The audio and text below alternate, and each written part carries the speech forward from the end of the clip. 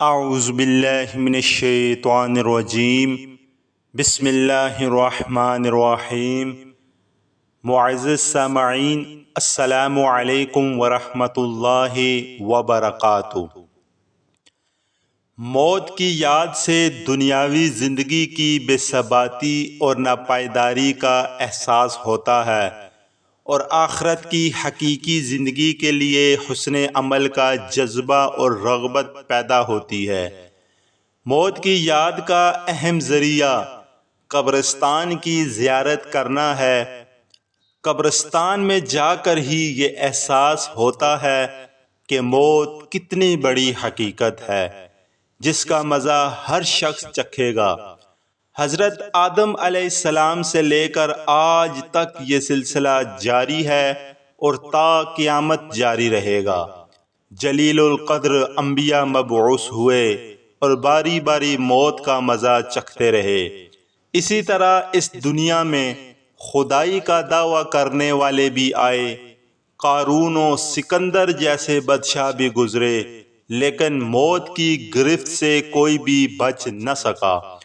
اگر اتنے نامور لوگوں کو بھی موت نے نہ چھوڑا تو ہم اور آپ اس کے تصور سے کیسے چھوٹ سکتے ہیں؟ اسلام نے جہاں زندگی کے بارے میں احکام بیان کیے ہیں، وہیں موت کے احکام بھی بیان کر دیے ہیں۔ موت کے احکام میں سے کفن و دفن اور نماز جنازہ کے احکام ہے، لیکن افسوس کہ آج ہمارے کئی مسلمان بھائی ایسے ہیں جو نماز جنازہ کے احکام بھی نہیں جانتے۔ نماز جنازہ میں فرض کتنے ہیں، نماز جنازہ کی سنتیں کتنی ہیں، ان مسائل سے لا علم ہے۔ آج کی ویڈیو میں ہم انشاءاللہ نماز جنازہ کے فرائض اور سنتیں سیکھیں گے۔ پیارے دوستو، نماز جنازہ کے 2 فرض ہیں اور 3 سنتیں ہیں۔ نماز جنازہ کے فرائض سماعت فرمائیں۔ نمبر 1، نماز جنازہ میں قیام کرنا، اور نمبر 2، نماز جنازہ میں 4 تکبیرات کہنا۔ یہ 2 فرض ہے نماز جنازہ کے، اور نماز جنازہ میں 3 سنتیں ہیں، سماعت فرمائیں۔ نمبر 1، اللہ پاک کی ثنا پڑھنا۔